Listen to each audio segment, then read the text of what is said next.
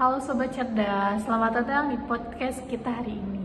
Saya Vilda dan kita akan membahas topik menarik seputar manajemen berdasarkan aktivitas atau activity based management atau ABM. Kita akan kupas tuntas bagaimana konsep ini bekerja dalam dunia bisnis, khususnya dalam pengelolaan biaya dan efisiensi operasional. Bersama saya sudah ada dua narasumber keren, yaitu Cindy dan Nur. Halo teman-teman. Halo Vilda, halo Sobat Cerdas. Oke, kita mulai dari dasar dulu ya. Sebenarnya apa sih yang dimaksud dengan manajemen berdasarkan aktivitas atau activity based management? Nur, bisa dijelaskan? Oke, aktivitas based management atau biasa disebut ABM adalah sistem manajemen yang menggunakan activity based costing atau biasa disebut ABC. Sebagai dasar pengambilan keputusan, intinya ABM membantu perusahaan untuk memahami bagaimana sumber daya digunakan dalam setiap aktivitas bisnis dan bagaimana cara meningkatkan efisiensi serta mengurangi biaya yang tidak perlu. Ya, benar. Dalam ABM, perusahaan fokus pada aktivitas yang menambah nilai bagi pelanggan dan mengeliminasi aktivitas yang hanya menambah biaya tanpa memberikan manfaat. Dengan begitu, keputusan manajerial lebih berbasis data dan akurat.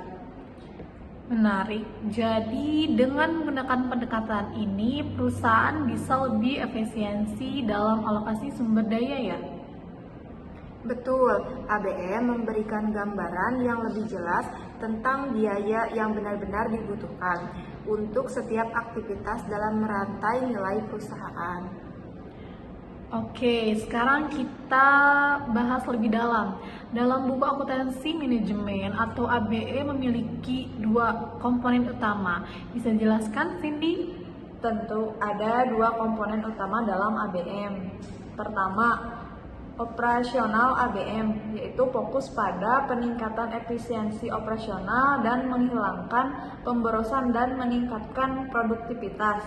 Kedua, strategi ABM digunakan untuk menganalisis aktivitas dalam rangka mendukung strategi bisnis jangka panjang seperti pengembangan produk dan ekspansi pasar. Oke, tambahan sedikit ya. Operasional ABM itu lebih ke efisiensi di dalam operasional sehari-hari. Sementara strategis ABM membantu manajemen dalam mengambil keputusan besar. Misalnya, apakah suatu produk harus tetap diproduksi atau dihentikan. Wah, berarti ABM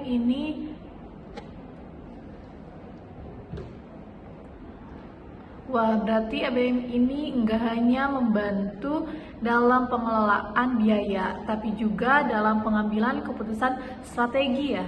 Ya, dengan ABM, perusahaan bisa melihat aktivitas mana yang bernilai tambah dan mana yang sebaiknya dikurangi atau dihilangkan. Sekarang kita masuk ke contoh nyata. Bagaimana sih penerapan ABM dalam perusahaan? Nur, ada contoh? Oke, misalnya sebuah perusahaan manufaktur menggunakan ABM untuk mengetahui biaya produksi per unit secara lebih akurat. Dengan metode tradisional, biaya overhead mungkin dibagi rata berdasarkan jumlah produk.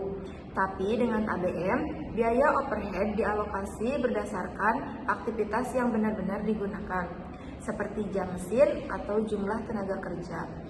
Benar, contoh lainnya dalam perusahaan jasa seperti rumah sakit, mereka bisa menerapkan ABM untuk mengetahui biaya perawatan pasien berdasarkan layanan yang diberikan, bukan hanya berdasarkan lama inap saja. Dengan begitu, manajemen rumah sakit bisa menyesuaikan tarif serta lebih akurat.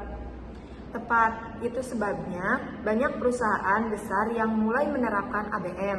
Diskusinya yang insightful, sangat bermanfaat banget. Dan teman-teman, terima kasih juga buat Sobat Cerdas yang sudah mendengarkan podcast ini. Jangan lupa share kalau menurut kalian bermanfaat. Sampai jumpa di episode sebelumnya. Sampai jumpa.